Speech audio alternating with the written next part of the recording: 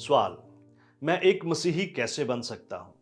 इस वीडियो के अंदर मैं बाइबली तालीमात की रोशनी में इस सवाल का जवाब दूंगा और इसके बाद कुछ मददगार तलीमी वसाइल को जानने में आपकी मदद करूंगा।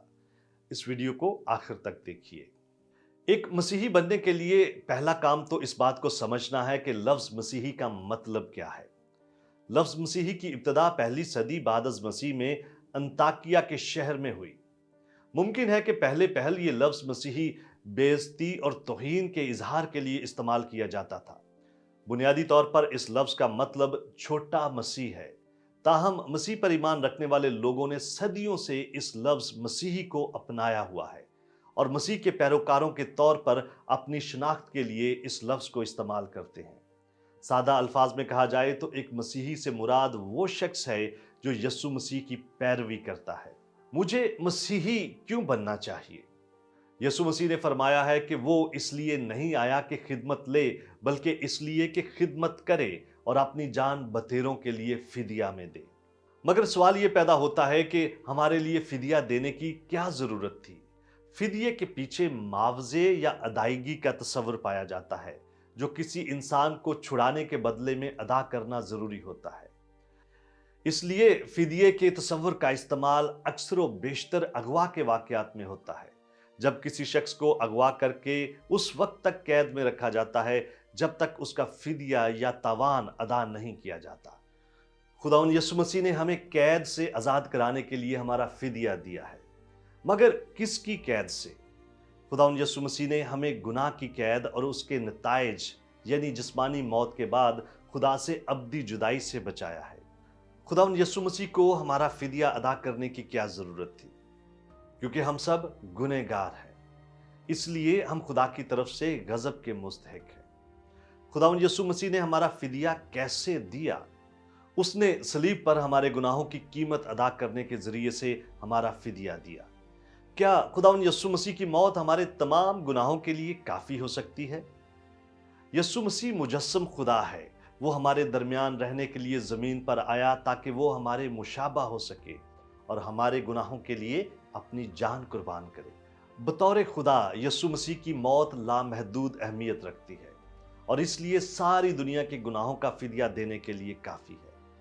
मौत के बाद खुदावंद यीशु मसीह का मुर्दों में से जी उठना इस बात का सबूत है कि उसकी कुर्बानी कामल है और ये भी कि खुदावंद यीशु मसीह ने वाकई गुनाह और मौत पर फतह पाई है। मैं एक मसीही कैसे बन सकता हूं?